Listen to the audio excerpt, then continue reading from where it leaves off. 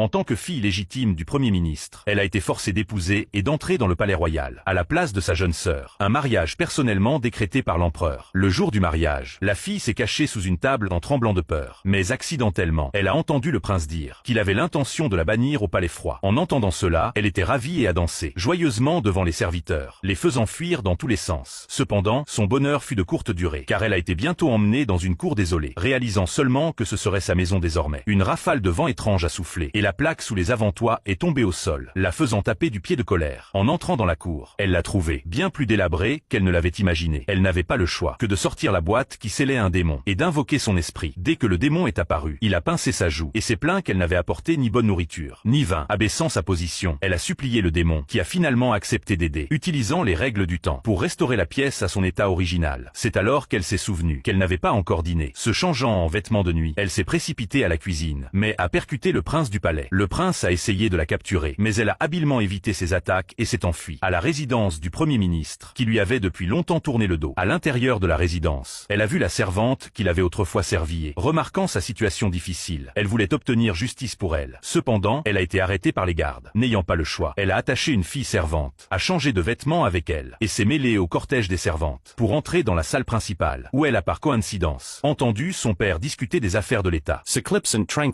Elle a tourné un coin pour tomber sur la jeune sœur, qu'il avait toujours tyrannisée.